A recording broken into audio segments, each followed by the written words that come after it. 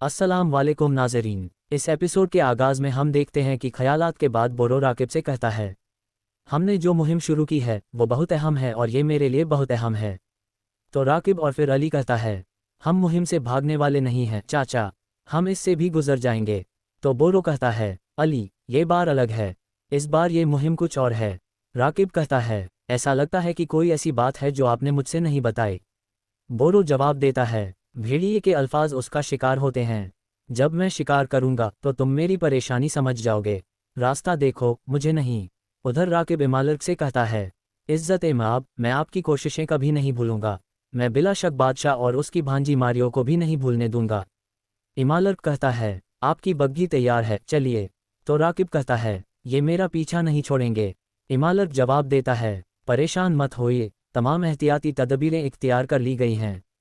आपकी बग्घी रास्ते में बदल दी जाएगी, अगर वो पीछे आएँ तो उन्हें खाली बग्घी मिलेगी। राकिब आगे बढ़ जाता है और विलियम इमले से कहता है, आइए मारिया को पैगाम भेजें, उसे बताएं कि शादी का इंतज़ार करने की ज़रूरत नहीं। इमले कहता है, बिल्कुल, उसे जल्द से जल्द आना चाहिए। दूसरी जानिब यार की सुल्तान से कहता है, मेरे सुल्तान, जहां हम कैदियों को बचाने गए थे वहीं खुद कैदी बन गए। मैं इस पर शर्मिंदा हूँ। सुल्तान कहते हैं, ये इस पर बात करने का वक्त नहीं। यार की, सबसे पहले हम उस राकिब नामी शैतान को वापस लेंगे।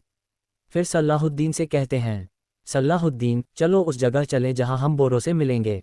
ये कहते ही वो सब आगे बढ़ जाते हैं और इमल भी रवाना हो जाता है। अगले मंजर में हम देखते हैं कि चातलिन अपने सिपाहियों के साथ कर्क की तरफ बढ़ रहा होता है और कमांडर से पूछता है, क्या तुमने पहला दस्ता भेज दिया? कमांडर कहता है, जी भेज दिया है, रास्ते पर होने वाली जरा सी भी हरकत पर नज़र रखेंगे। चातलिन कहता है, होशियार रहना, क्योंकि हमला कहीं से भी हो सकता है। एक बग्घी भी उनके साथ होती है।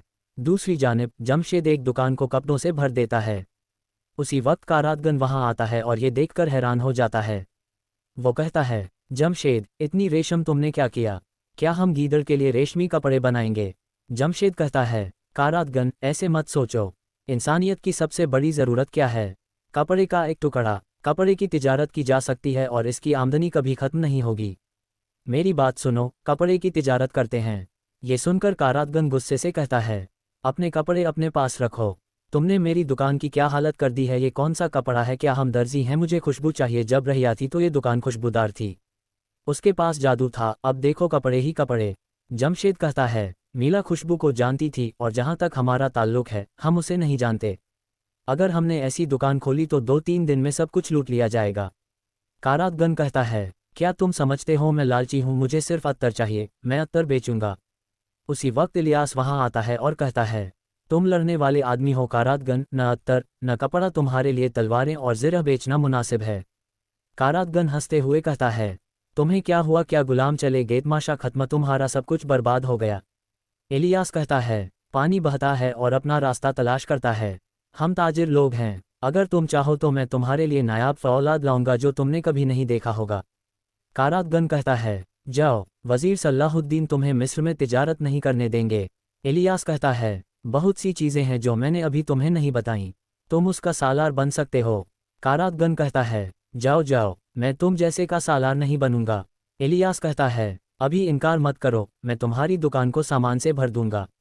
लालच में आकर कारातगन मान जाता है और कहता है, फौलाद फौलाद ले आओ, फिर बात करेंगे। दूसरी जानिब बग्घी में सवार राकिब आगे बढ़ रहा होता है। बाहर हलचल महसूस करके कहता है, ये क्या हो रहा है? ये कौन है? ये कहते ही वो बाहर देखता है, बाहर कुफ्फार की लाशें पड़ी होती हैं। फिर बोरो बग्घी खोलकर राकिब को पकड़ लेता है और कहता है, हमारी बात अभी खत्म नहीं हुई। उधर चातलिन खाली बग्घी लेकर आगे बढ़ रहा होता है और कहता है, मुझे यकीन था कि वो हमारे पीछे आएंगे, मगर कोई नज़र नहीं आ रहा। उधर सुल्तान, वज़ीर सलाहुद्दीन और सिपाही बोरो का इंतज़ार कर रहे होते हैं। सुल्तान गुस्से से कहते हैं, क्या बोरो को अभी तक यहाँ नहीं होना चाहिए था? सलाहुद्दीन। वज़ीर कहते हैं, मेरे सुल्तान, वो जल्द आ जाएगा। उसी वक्त बालन वहाँ पहुँचता है। सुल्तान को देखकर हैरान हो जाता है, घोड़े से उतरकर कहता है, सुल्तान नूरुद्दीन, आप यहाँ? आपको तो अभी कुद्स में होना चाहिए था, लगता है आपको खबर नहीं मिली। सुल्तान हैरान होते हैं। बोरो और बालन की मुलाकात में बालन कहता है, शायद तुम सलाहुद्दीन के सिपाही हो, मेरे रास्ते से हट जाओ, मुझे सलाहुद्दीन से मिलना है। बोरो पूछता है, कौन हो तुम? बालन कहता है, मैं एलिन का काउंट बालन हूँ। बोरो आगे बढ़कर कहता है, तो तुम बालन हो, बताओ मेरे भाई से क्यों मिलना चाहते हो। बालन कहता है, क्या तुम सलाहुद्दीन के भाई हो। बोरो कहता है, हाँ। बालन कहता है, तुम गलत जगह पर राकिब के इंतज़ार में खड़े हो, वो तो दो।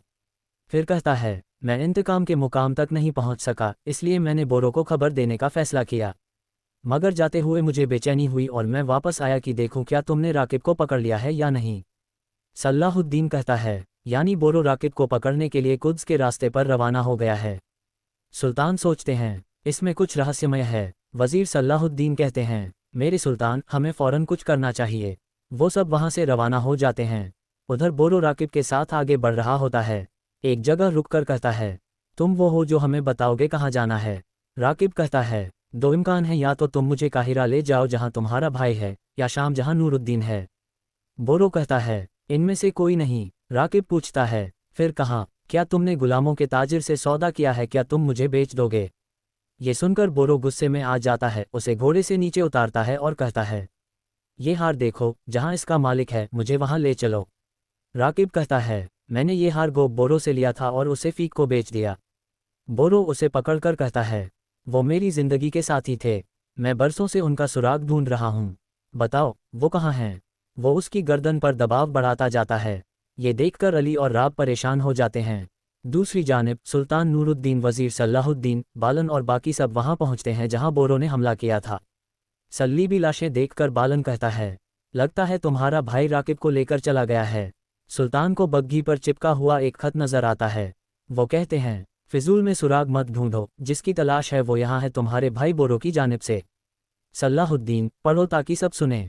वजीर सलाहुद्दीन खत पढ़ते हैं, मेरे भाई सलाहुद्दीन की इस मामले में कोई जिम्मेदारी नहीं।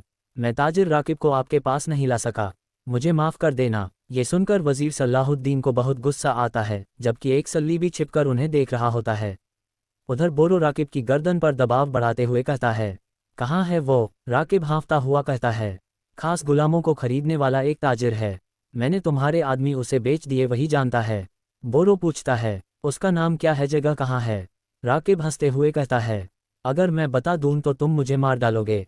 मैं तुम्हें वहां ले जाऊंगा बोरो, मगर मेरी आज़ादी के बदले में।